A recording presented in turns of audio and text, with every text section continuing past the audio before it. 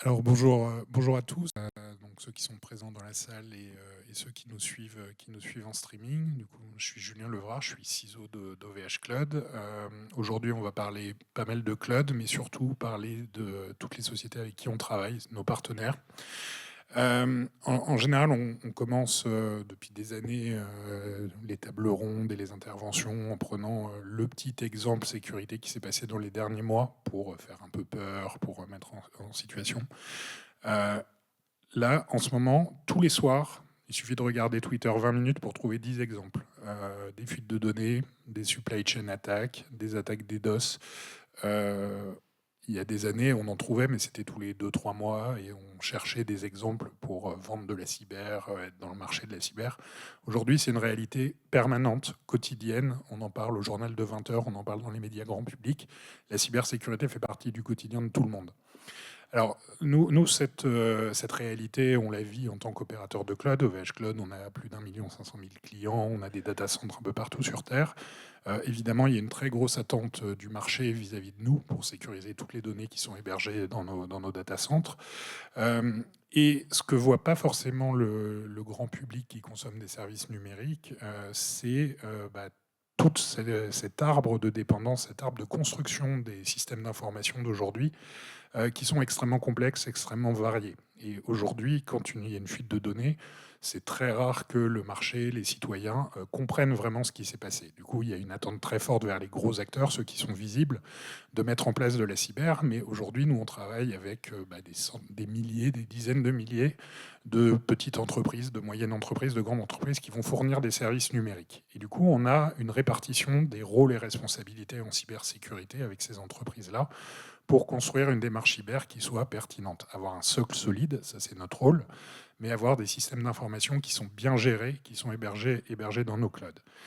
Et aujourd'hui, quand on regarde les offres des hyperscalers, des sociétés avec qui vous travaillez probablement, on voit que globalement, à chaque problème, ils ont des solutions. Ils ont des myriades de produits, de solutions technologiques pour répondre à tous les problèmes que peuvent avoir les entreprises. OVH Cloud, c'est 3000 personnes. On ne peut pas tout faire. On ne peut pas avoir un catalogue de 500 produits et couvrir toutes les problématiques. Du coup, nous, notre approche, elle consiste à avoir les fondations les plus solides, je l'ai dit juste avant, mais travailler avec l'écosystème, avec un écosystème de confiance qui va permettre de répondre aux enjeux de tous les clients qui sachent que le cloud est hébergé chez OVH ou pas, parce que parfois ils sont plus loin dans la chaîne de sous-traitance, pour s'assurer que chacun a bien compris son rôle, sa responsabilité et dispose de tous les outils dont il a besoin pour assurer un niveau de sécurité qui soit adapté à la criticité des données et des traitements qui vont être hébergés. Donc aujourd'hui, on va parler un petit peu d'OVH Cloud, mais pas que. Le cœur du sujet aujourd'hui, ça va être justement cet écosystème, et on a invité 3 représentants de cet écosystème de fournisseurs, de sociétés de services avec qui on a l'habitude et plaisir à travailler. Et je vais les laisser se présenter et donner une petite présentation des solutions rapidement. Et ensuite, on rentrera dans le débat en prenant l'exemple d'une crise cyber. Donc, merci d'accueillir Stéphane, Johan et Nadine, et je vais les laisser se présenter. On commence par Stéphane. Eh bien, merci Julien. Donc Stéphane Bourvadon, je suis en charge du service avant-vente pour Bitdefender France depuis une dizaine d'années aujourd'hui, sur toute la partie pays francophones présents à la surface du globe.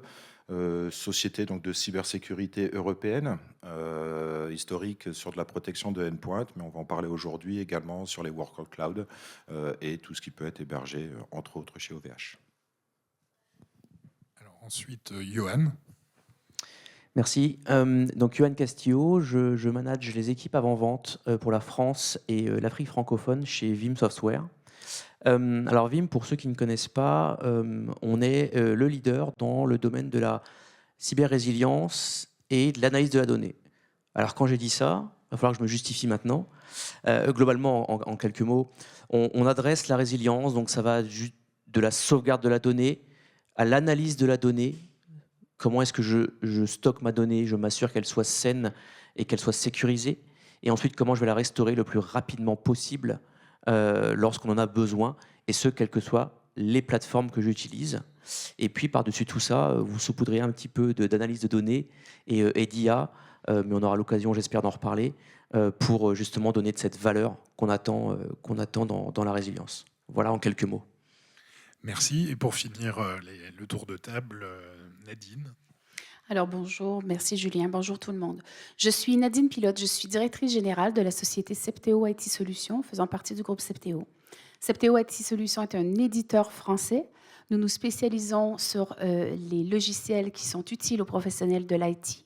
Plus précisément, les logiciels natifs que nous avons développés depuis plusieurs années, principalement un logiciel de RMM. Qu'est-ce que c'est le RMM? L'acronyme Remote and Management.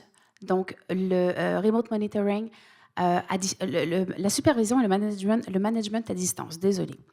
Alors, nous offrons aussi, nous avons créé une solution de prise en main à distance qui est bien utile dans cet écosystème dont on va parler. Et nous offrons aussi une solution de cybersécurité coffre-fort de mots de passe. Quand on est un éditeur de logiciels comme nous, je reparlerai un peu plus précisément tout à l'heure de ce que c'est le RMM. On ne peut pas tout créer dans cet écosystème. Nous-mêmes, on travaille en écosystème avec vous, mais on a notre propre écosystème. On travaille donc avec des partenaires technologiques pour être capable de produire, de proposer des offres qui s'intègrent et qui se déploient et qui s'orchestrent depuis notre plateforme. On travaille avec Vim, avec qui on a collaboré pour offrir une offre de sauvegarde et de restauration. On travaille avec Bitdefender depuis plusieurs années. On est un partenaire de longue date. Et bien sûr, OVH Cloud est notre partenaire aussi depuis la création de l'entreprise. Notre infrastructure, les données de nos clients, nos propres données, sont hébergées chez OVH Cloud depuis presque 20 ans maintenant. S'il y a un mot qu'on doit retenir de ce qu'on fait dans notre métier de RMM, on fait du pilotage. Nous pilotons. Et j'en reparlerai un petit peu plus longuement tout à l'heure.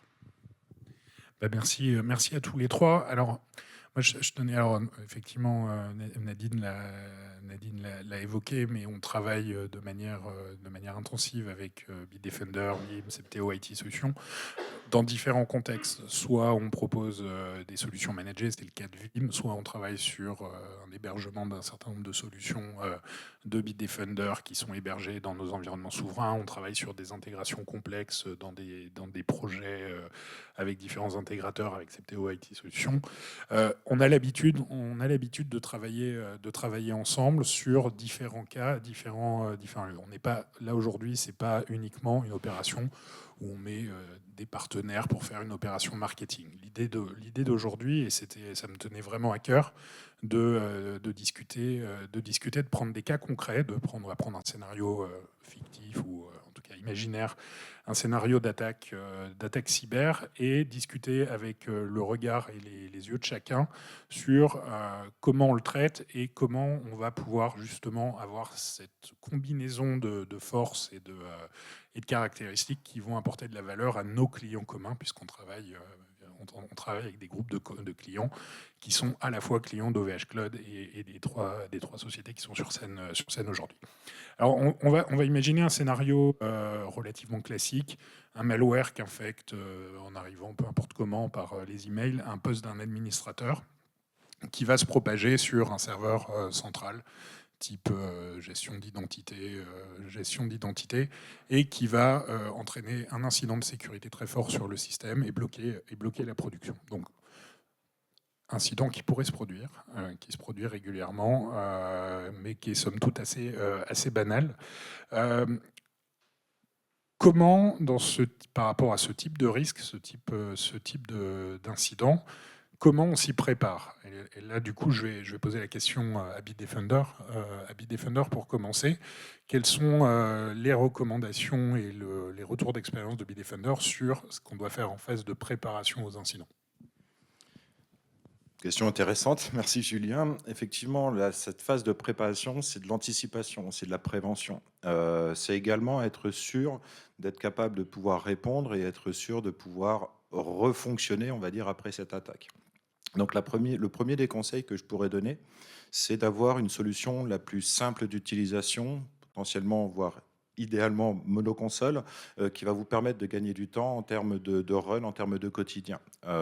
Cette prévention, doit permettre de remonter plusieurs indicateurs. Effectivement, des indicateurs de type vulnérabilité, c'est le plus classique. Est-ce que nos logiciels sont à jour? Des indicateurs de type configuration. Est-ce qu'on est conforme peut-être à NIS 2, peut-être à DORA, RGPD et autres certifications ISO. Et puis, ne pas oublier cette partie utilisateur ou compte qui peuvent être présents sur la machine. Vous allez être noyé, effectivement, dans ce nombre de remontées, ce nombre de conseils qu'on va pouvoir vous donner. Le but, c'est que la console soit capable de vous diriger, de vous sensibiliser sur ce qui est réellement important. Une attaque qui peut arriver par un email, qui peut arriver par un site web, qui peut arriver par une clé USB, enfin, il y a vraiment énormément de moyens, même ça peut être du physique, va obligatoirement exploiter quelque chose à un instant T. C'est d'être capable de pouvoir anticiper cette exploitation. La deuxième des précautions à prendre, c'est être sûr d'avoir les outils nécessaires en termes de détection. Il existe énormément de technologies, les principales sur la technologie de endpoint étant le PP, NextGen, l'EDR, potentiellement de l'XDR si on a des choses à l'extérieur, mais c'est OK, ça va nous détecter des choses, comme l'anti-phishing, comme un firewall, hein, c'est des technologies qui sont absolument importantes aujourd'hui, mais on détectait des choses, mais qu'est-ce qu'on fait avec cette détection? Si vous n'avez pas d'équipe derrière qui va être capable d'analyser, bah, cette détection potentiellement va pouvoir se reproduire, et une infinité de fois. Si personne n'est capable de réagir pour endiguer en fait cette voie qui a été utilisée pour exécuter ce code malveillant, ça ne va pas servir à grand-chose. Donc il y a cette notion d'humain qui est systématiquement importante. Et si on veut aller encore plus loin, effectivement, il y a la partie dite de SOC, donc de personnel humain qui va être capable de pouvoir analyser. Et ben, faut les accompagner également, ce SOC. Je pense que, on le disait tout à l'heure sur la partie de l'IA, on en reparlera un petit peu plus tard, mais le but, c'est de venir optimiser le temps des SOC, venir noyer sous un nombre d'alertes qui est systématiquement croissant. Et puis on peut même encore aller plus loin.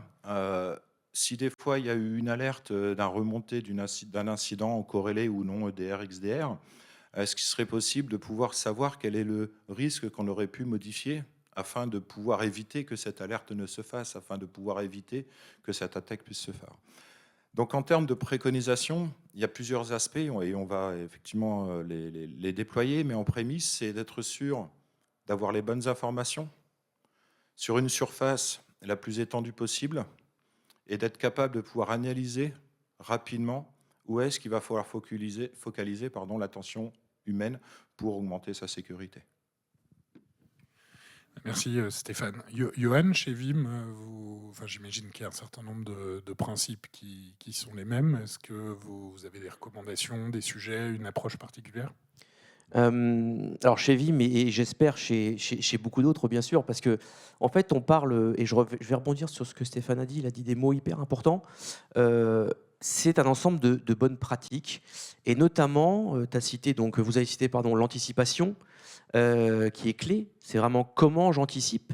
Et on dit toujours qu'il y a 3 axes principaux, hein, qui sont les people, process et technologie.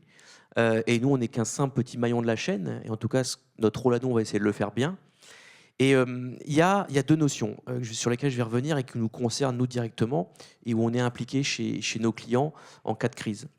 Le premier, c'est la notion d'observabilité. Stéphane en a un petit peu parlé.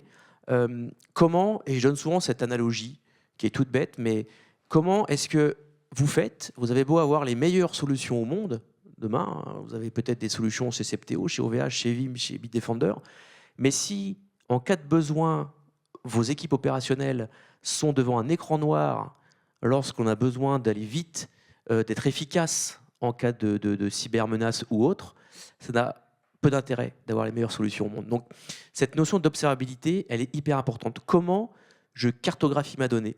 Comment je comprends ma donnée, et ce, quel que soit l'endroit où elle se trouve? Parce qu'on sait qu'aujourd'hui, le grand défi, le grand challenge, c'est d'adresser les multiplateformes, les multi-clouds, etc., les multi-sites, et j'en passe. Et donc, cette notion de je comprends où est ma donnée et ce qu'il en est fait, et j'ai des control planes ou un control plane, comme disait Stéphane, principal, c'est un des challenges et un des enjeux.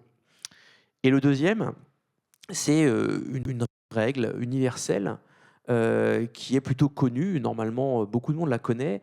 C'est cette fameuse règle des 3, 2, 1. Alors 1-0, nous on dit chez Vim, qui est une règle qu'on applique depuis des années et qui permet de gérer ce fameux avant dont Julien parlait. C'est quelles règles j'applique à mes données, combien de copies, je ne vais pas expliquer toute la règle, mais combien de copies, sur combien de sites, sur combien de médias différents, je vais stocker mes données de production pour m'assurer que le jour où j'ai une catastrophe ou un acte ou une erreur interne, j'ai quelque chose quelque part sur lequel je peux redémarrer en toute sérénité. Et notamment, je vais m'attarder sur les deux derniers chiffres, le 1-0 que je citais, qui sont peut-être les plus importants ou du moins les plus structurants. Le 1, c'est avoir au moins, par exemple, une copie qui est ce qu'on appelle immuable ou de façon RGAP, c'est-à-dire isolée sur un média déconnecté. Ça, c'est en termes de prévention, d'anticipation, ce sont les meilleures protections qu'on peut avoir face à une menace.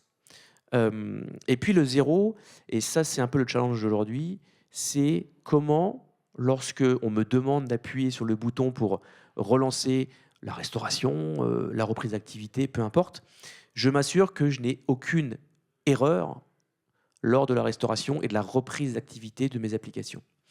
Et ça c'est important et on y reviendra je pense dans la notion de après la catastrophe, après l'acte, qu'est-ce qui se passe ? C'est comment j'analyse ma donnée et comment je m'assure qu'elle est saine lorsque je l'écris. Vous savez, le nombre d'anecdotes qu'on a eues, alors beaucoup moins en 2025, heureusement, mais les années précédentes, sur des clients qui malheureusement sauvegardaient leurs données, stockaient leurs données, et le jour où il y avait un acte cyber qui arrivait, une cybermenace, un ransomware par exemple, ils devaient restaurer assez sereinement, et le jour où ils ont restauré, et c'est arrivé à 2 clients que j'ai en tête d'ailleurs, donc c'est des vraies histoires, je vous assure, ils ont restauré la donnée qui était elle-même attaquée par un ransomware dormant. Donc vous imaginez la catastrophe au sein de la société. Donc ça, c'est des choses qu'il faut anticiper au maximum pour le jour où ça arrive, vous puissiez être le maximum, le plus serein possible. Voilà en quelques mots, Julien, si on peut résumer. C'est une bonne introduction. Merci. Je suis bavard, il faut me couper sinon. Nadine, ton point de vue sur la question ? En fait, mon point de vue regroupe un peu et résume un peu ce que mes confrères ont partagé précédemment. Un logiciel de RMM, c'est un outil de pilotage. Stéphane, tu l'as évoqué un petit peu plus tôt, d'avoir idéalement un outil de pilotage qui remonte la data de plusieurs outils de gestion au quotidien critiques comme la cybersécurité, comme la sauvegarde, facilite grandement l'efficacité opérationnelle. On s'entend qu'à la base, vous allez tous faire des choix technologiques, vous allez avoir envie de choisir, par exemple, à votre avis, le meilleur outil de cybersécurité ou encore le meilleur outil de sauvegarde et de restauration. Mais si tous ces outils ont leur propre console, qui est très bien, mais qu'il n'y a pas une forme de remontée d'informations sur un plateau ou une plateforme commune, il deviendra très difficile de faire du pilotage au quotidien. Et imaginez lorsque la crise survient. Alors bien sûr, lorsqu'on est un éditeur de logiciels sur le RMM, on préconise beaucoup de choisir un outil où les éditeurs et les solutions stratégiques se parlent entre elles. Alors qu'est-ce que fait un logiciel d'RMM au quotidien, dans la gestion quotidienne? On est là, et je le détaillerai un petit peu plus tard, lors de crise, on peut agir, on peut faire certaines choses, mais en amont, au quotidien, eh bien, tout ce qui est le management, on en parlait, le management et la gestion à distance, que ce soit de gérer son Windows, que ce soit de gérer les applications, de voir, Stéphane, tu l'as évoqué aussi, la vulnérabilité, que ce soit d'être capable d'avoir de la visibilité sur la performance de nos équipements. Tout ça, c'est le travail, et pas que, bien sûr, il y a bien d'autres choses, mais ce sont des fonctionnalités du quotidien que le RMM peut apporter. J'ai envie de dire aussi, lorsqu'on travaille avec un éditeur de logiciels sur la sauvegarde, lorsqu'on parle de cyber-résilience, lorsqu'on parle de situation d'attaque, je pense que c'est important pour moi de faire un aparté sur ce qu'un outil de RMM peut apporter au niveau d'une sauvegarde qui est supervisée, orchestrée par ce même outil. Au-delà du fait que les sauvegardes se font au quotidien, qu'est-ce qu'un logiciel comme le nôtre peut apporter? C'est vraiment de s'assurer, ce qui a été dit avec Johan, de s'assurer que des sauvegardes sont faites sur des multisites, qu'ils sont faits en multicopie, que certaines de ces sauvegardes sont décorrélées de l'infrastructure, de vos infrastructures ou de celles de vos clients. Il est surtout aussi important de s'assurer que ces données, elles sont disponibles et qu'elles sont intègres. Il y a des tests qui doivent être faits régulièrement pour s'en assurer. Et bien sûr, un outil de RMM va fournir de l'alerting sur la qualité ou la non-conformité de ces sauvegardes. Alors, c'est des trucs qu'on doit prendre en compte dans le quotidien. C'est un outil qui est utile dans le quotidien, mais qui deviendra utile aussi, malheureusement, je dirais, lors d'une cyberattaque. Il y a deux points qui me importent. Il y a un dernier point, pardon, qui est important pour moi. Et il ne concerne pas que les sociétés comme nous qui faisons de l'édition de logiciels sur le RMM. C'est de manière générale. Est-ce que vous vous êtes tous posé la question à savoir, avons-nous une cellule de crise qui se tient, qui a été élaborée, qui a été discutée? Savons-nous tous, dans notre entreprise ou dans celle des partenaires pour qui nous faisons de l'infogérance, par exemple, savons-nous tous qui fait quoi si une attaque survient? Qui fait quoi? Qui agit? Qui coordonne? Qui communique auprès des instances ou encore auprès des clients? Ça semble un peu simple, mais je pense que c'est malheureusement pas toujours... Je pense qu'il y a beaucoup d'entreprises qui malheureusement ne prennent pas le temps de se doter de ce plan. Et c'est un point important à considérer pour être prêt. Parce que la question, hein, c'est presque dommage, c'est trop connu, mais on se dit tous, ce n'est pas qu'on ne se fera pas attaquer, c'est plutôt quand ça arrivera. C'est malheureux, mais c'est la réalité d'aujourd'hui. Donc, il faut être prêt. Oui, juste un petit mot, parce qu'effectivement, et un grand merci Nadine. Il y a une notion que je n'ai pas abordée sur le fameux avant dont Julien parlait, c'est les fameux tests. Et je pense que ça, c'est quelque chose qui est parmi les choses les plus importantes à faire, à anticiper. C'est-à-dire, si vous ne testez pas régulièrement, et ça c'est un vrai défi, nous on le voit chez nos clients, chez les entreprises avec qui on discute, c'est aujourd'hui, est-ce que vous testez? Est-ce que vous avez automatisé cette notion de test X fois par an, peu importe votre stratégie? Et on se rend compte que finalement, ce n'est pas encore un automatisme chez tout le monde, chez tous les clients, et pour des raisons opérationnelles, des raisons financières, etc. Et aujourd'hui, avoir des outils qui vous permettent de tester automatiquement, facilement, en environnement isolé, le jour où vous êtes en situation réelle, vous êtes beaucoup plus serein. Voilà. Donc cette notion de test, je voulais juste y revenir en quelques mots. Merci Nadine en tout cas pour le reminder. C'est également une notion très importante dans le fameux avant. Voilà, merci. Merci à tous les trois pour vos réponses. Alors c'est vrai que la préparation, l'entraînement, c'est extrêmement important, ne serait-ce que pour travailler sur l'agilité, la compétence des équipes. Après, on sait tous que dans une guerre, la première victime, c'est le plan. Du coup, justement, quand le jour où l'incident se produit, ça se passe comment et en quoi vos outils et comment vous voyez quand vous avez des clients qui vous font des feedbacks sur l'utilisation de vos solutions, des retours, comment ça se passe quand il se passe une crise cyber majeure comme celle qu'on a décrite, qui se passe? Ça se met à sonner partout? Oui, clairement. Déjà, on oublie la prévention, parce que c'est trop tard. C'est dommage, mais c'est comme ça. Ça se met à sonner partout. Ça, c'est une des choses. Le tri qu'il va falloir faire sur toutes ces sonnettes, tous ces incidents hein, qui vont remonter. Mais en gros, comment ça se passe? Une attaque, ça se fait pas en 3 minutes. Une attaque, hormis quelques exceptions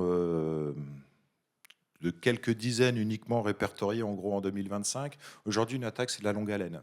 Il y a une cible. La cible, elle est financière pour la majorité du temps. La cible peut être de la donnée sur l'autre majorité du temps, sachant que si c'est la donnée, la cible, c'est financier quand même à la fin, obligatoirement.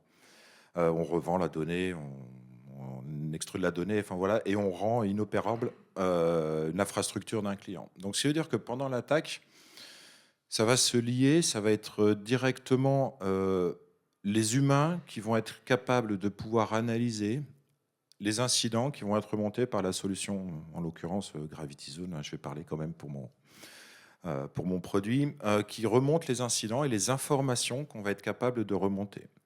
Si il y a une flopée d'incidents de remontée, on va noyer le SOC. J'en parlais un tout petit peu tout à l'heure. Donc le but, c'est quand même que le SOC soit correctement staffé pour pouvoir emmagasiner l'intégralité des informations, être capable de pouvoir apporter une réponse. La réponse, on en parlait tout à l'heure, ça va être le plus classique, le plus courant de l'isolation de poste, mais ce qui veut dire qu'on arrête la production. On arrête la possibilité de pouvoir faire de la supervision avec Septéo. On arrête la possibilité de pouvoir faire des backups. C'est vraiment, tout est centré sur l'équipe qui va apporter cette réponse. Une fois que cette réponse elle est apportée, et une deuxième question qui est toujours pendant l'attaque, c'est OK, le ou les postes ont été isolés, on est venu contenir cette attaque, mais est-ce qu'elle n'existe pas encore ailleurs ? Donc il faut avoir la capacité de pouvoir faire une analyse sur l'ensemble du parc. Ça doit vous parler tout ce qui va être IOC, tout ce qui va être communication, fichiers dans lesquels on a pu détecter quelque chose de malveillant ou qui ont servi dans cette intrusion malveillante. Donc, OK, on peut désisoler une machine une fois que la rémédiation est faite, mais est-ce que ça va pas revenir ? Donc le SOC doit être en capacité de pouvoir intervenir rapidement pour bloquer l'attaque, désactivation d'un compte Active Directory par exemple, mais doit être en capacité de pouvoir certifier que si on remet en production, l'attaque ne va pas revenir, qu'il ne reste pas quelque chose quelque part sur le parc. Le troisième point qu'on peut aborder au sein de cette phase pendant l'attaque, c'est que ça doit rester opérationnel. Une console, la meilleure qui peut exister, si elle n'est pas joignable, la sécurité ne doit pas être touchée. Le poste doit pouvoir, ou les endpoints, doivent pouvoir continuer à apporter de la sécurité même s'il n'y a plus d'accès à la console, en gros à Internet. Elle peut être hébergée chez OVH, elle peut être hébergée chez d'autres acteurs, quel que soit l'endroit. S'il n'y a plus cette communication Internet, il faut pouvoir continuer d'apporter de la réponse automatisée, préventive potentiellement, et apporter la possibilité de faire des recherches dans cet historique d'IOC qui a pu être détecté par le SOC. Donc ces 3 points pendant l'attaque est importante. Et tant que ces 3 points, et surtout une fois que l'attaque est passée, aucun des 2 acteurs à côté ne peut recommencer à travailler. Que ce soit Johan sur la partie restauration, qui va pourtant, je pense qu'il va vous l'expliquer, pendant cette phase d'attaque, il y a des choses à faire du côté backup, mais il y a également des choses à faire sur le côté RMM. Il y a peut-être des nouvelles machines virtuelles qui ont été créées quelque part, il y a peut-être un nouvel inventaire qui a été dessiné, il y a peut-être un nouvel AD, un nouvel annuaire à remonter. Les RMM vont être là pour ça. Donc cette partie de phase d'attaque, elle est très importante et elle est principalement liée à la capacité des outils à détecter, certes, la capacité SOC ou du MDR pour Bitdefender à apporter une réponse, à apporter une remédiation, et surtout la capacité, toujours des équipes SOC, de faire les chasses aux menaces nécessaires pour éviter qu'il y ait une trace qui reste en fait au sein de l'infrastructure. Ok, merci. Donc, Johan, vous attendez pendant l'attaque, c'est ça ? Si seulement. Non, on n'attend pas, mais effectivement, il y a des nuances, et merci Stéphane, il a commencé à bien introduire le sujet. Ce qui se passe, et malheureusement, on a été appelé, comme mes confrères ici, à plusieurs reprises ces dernières années, trop de reprises d'ailleurs, trop de fois, et donc on a pu voir comment ça se passait vraiment. Ce qui se passe, c'est qu'effectivement, alors que ce soit des fois, effectivement, nous on a vu l'ANSSI qui pouvait même intervenir, ou même sans l'ANSSI, vous avez souvent cette notion de blocage, de scellé, ou peu importe le nom qu'on lui donne, où les infrastructures vont être figées à un moment donné. Parce qu'on doit comprendre, pas comprendre ce qui s'est passé, on doit trouver, comme l'expliquait très bien Stéphane, où sont les données qui posent problème, et je dois m'assurer que l'ensemble a été éradiqué, parce qu'on l'a déjà vu chez des clients, où il restait un petit bout quelque part, ils ont redémarré, et c'est reparti de ce petit endroit-là, isolé, et on est reparti sur une infection. Et ça, c'est des vrais cas. Donc, effectivement, pendant cette notion-là, ces trois points qu'expliquait Stéphane, nous, néanmoins, il y a une énorme pression de la part, en général, des directions des métiers sur le redémarrage. Comment je redémarre mes métiers ? Comment je redémarre mon business ? Parce que vous avez des sociétés qui, par exemple, n'ont pas ou peu d'impact financier du fait de leur métier. Alors, il y a une vraie problématique de redémarrage, mais il y en a certaines, c'est des milliers, des dizaines de milliers, des millions d'euros, par exemple, qui peuvent partir en fumée par heure, par jour, etc., parce que la production est arrêtée. Donc quand c'est comme ça, la pression est énorme pour redémarrer. Et donc la pression sur un Vim ou un autre acteur est énorme. Quel process on a mis en place? Comment les équipes opérationnelles sont prêtes pour appliquer ces process? Et après, derrière, est-ce que le logiciel, tel que Vim, a été dimensionné, on a respecté des bonnes pratiques, comme on l'expliquait rapidement tout à l'heure, pour redémarrer le plus rapidement possible, avec des données saines, dans un endroit sécurisé et un endroit autorisé, surtout. Donc ça, et en général, ça passe par cette notion de PRA ou de simple redémarrage. Mais tout ça, c'est des choses qu'on fait en parallèle, ou du moins on essaye de le faire en parallèle, des actions que Stéphane disait juste avant d'isolation et d'analyse pour trouver d'où vient le problème. Donc oui, on travaille en parallèle.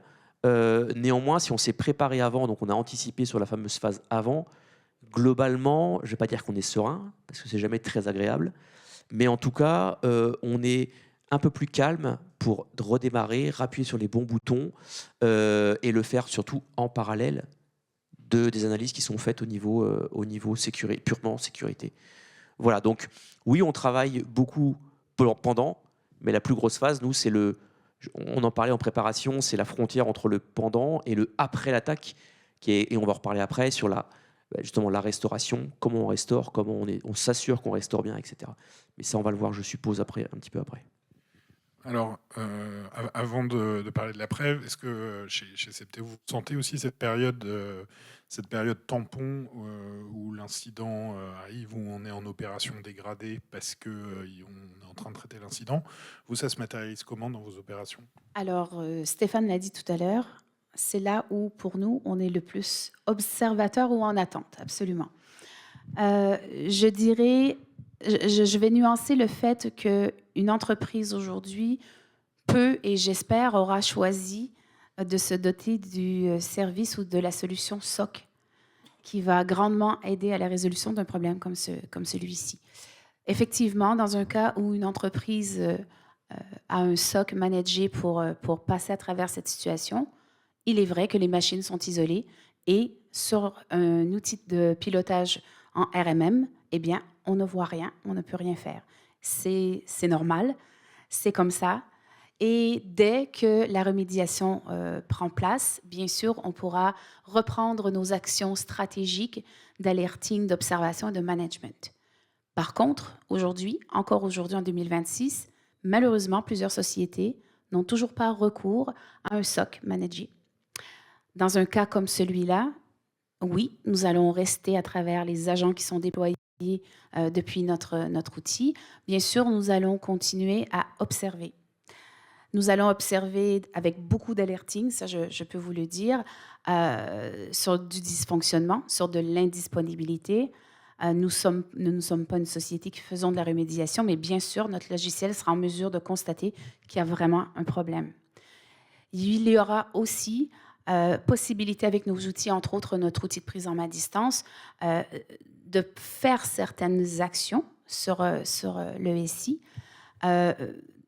Il est important de le dire, des actions qui seront sécurisées de par notre outil de prise en main à distance, qui ne contribueront pas à la propagation du virus, mais tout ça va quand même demeurer limité. Et notre outil sera en mesure, bien sûr, de reprendre toutes ces actions une fois que la gestion de crise sera derrière. Voilà. Donc, pour nous, cette étape, c'est une étape où, quand on peut, on observe. Quand on peut, on commence à reprendre. Mais bon, c'est plus l'étape subséquente. C'est plus le après. Ok, ben alors justement, l'après, une fois qu'on a fait les électrochocs et que le cœur est reparti, c'est quoi l'action d'après chez Vim Alors, c'est juste avant de parler vraiment du vrai après, si j'ose dire. J'ai évoqué cette frontière qui est assez mince entre le pendant, donc le pendant la crise, et le après. C'est qu'en fait, nous, si on peut travailler en parallèle, et au maximum on va le faire, il y a cette notion de restauration. Mais on ne fait pas finalement que restaurer de la donnée. Ce serait trop simple. Il y a cette notion de je vais m'assurer déjà que la donnée que je vais restaurer est saine. Même si je l'ai analysée en amont, chez Vim, on a des outils en fait qui vont analyser la donnée en temps réel lorsqu'on la sauvegarde, et comme ça, vous êtes plutôt assuré que la donnée est saine. Néanmoins, on préfère prendre le plus de précautions possible pour s'assurer que ce qu'on restaure va être sain.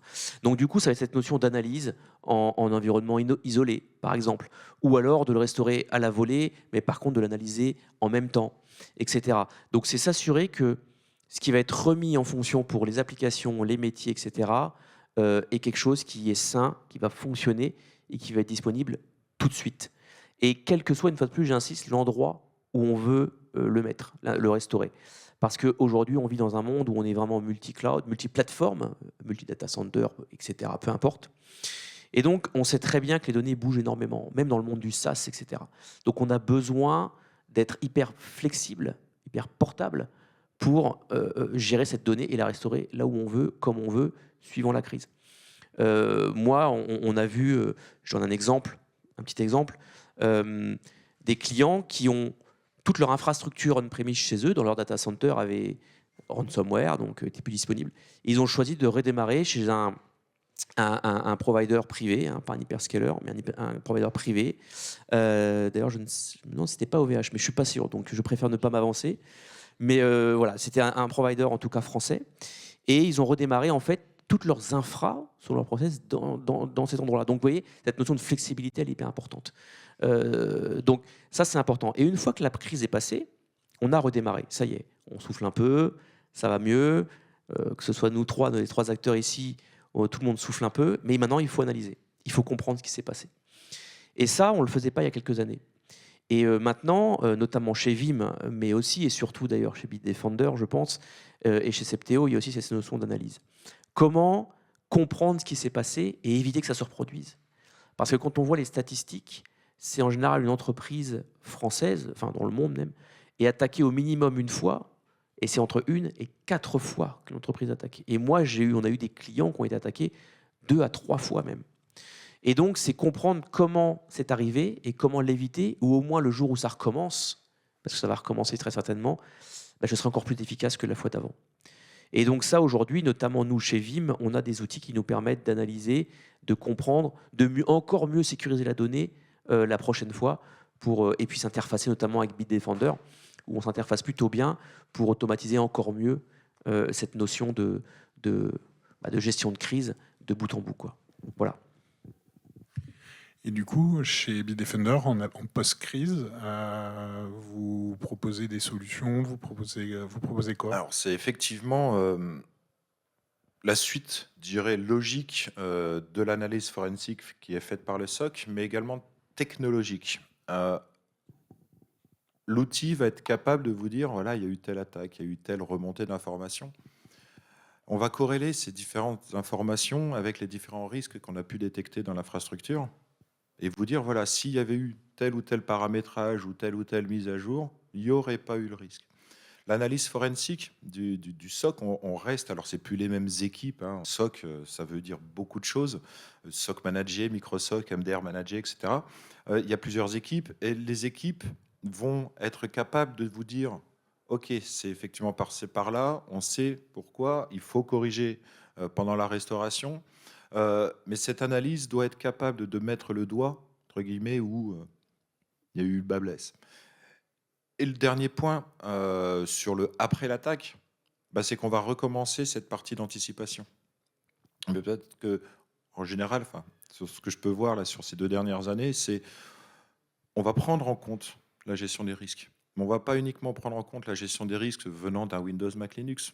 On va prendre en compte du scan de réseau de vulnérabilité. On va prendre en compte du scan de ce qui se passe à l'extérieur, la posture en fait publique que l'infrastructure peut avoir via ses domaines, via ses adresses IP, et d'être capable de pouvoir anticiper par où ils peuvent rentrer et par où ils peuvent exploiter quelque chose.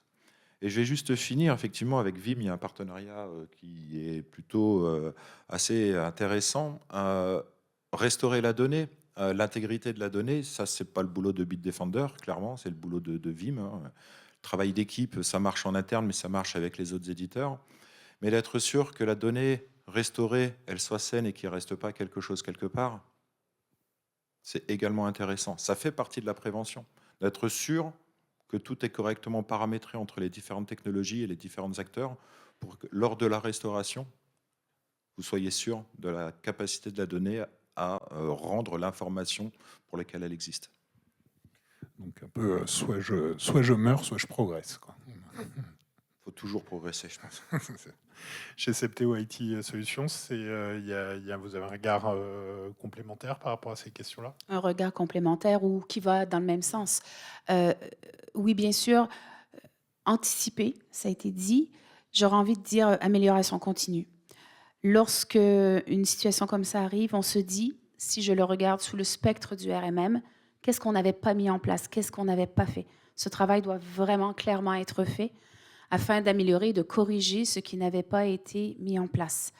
Une fois que qu'on repart, l'après-attaque, c'est aussi de peut-être regarder de très près tout l'alerting et tout ce qui se passe sur le SI. Est-ce qu'il y a peut-être, normalement, lorsque mes collègues ont bien fait le travail, tout est sain, tout est OK, les restaurations ont été faites, l'outil de cybersécurité a tout bien vérifié, tout est sain. Mais il est quand même intéressant d'avoir toujours un deuxième filet de sécurité. À travers un outil de prise en main de RMM, il est possible de regarder et de croiser les informations avec un logiciel comme celui de Bitdefender pour regarder comment se comporte le SI. Alors, les alertings post-crise peuvent être importantes et stratégiques à regarder. Je dirais, on se questionne et on se dit qu'est-ce qu'on n'avait pas mis en place et comment on le fait. Et il y a cette notion de PRA. Il y a cette notion de plan de reprise d'activité qui se doit absolument, dans une société, être mis en place. Tout à l'heure, je parlais de gestion de crise, un comité de gestion de crise. Et là, c'est peut-être l'inverse de se dire, est-ce qu'on a un plan de reprise d'activité? Est-ce qu'on sait comment rapidement accéder et revenir sur les serveurs critiques qui nous permettront ensuite de relancer les sauvegardes qu'on a récupérées et qu'on veut remettre en place et de relancer nos bases de données et de tout relancer? Alors, et tout ce plan de reprise d'activité, bien sûr, un outil de monitoring va aider à réaliser cela. Merci à tous les trois. Alors, moi, juste petit feedback avant éventuellement de vous donner le micro. Moi, ce que j'ai parlé cette table ronde et là dans les échanges, c'est de voir en fait les automatismes qui sont mis en place entre Bitdefender, Vim et Septéo IT Solutions et plein d'autres partenaires parce que c'est un graphe très complexe notre écosystème. Ce qui est intéressant, c'est de voir que c'est pas juste des automatismes et des fonctionnements qui fonctionnent parce que des patrons se sont tapés dans les mains pour dire qu'ils allaient faire du business ensemble. C'est de l'expérience qui s'est construite sur le terrain, pour le coup, dans le feu.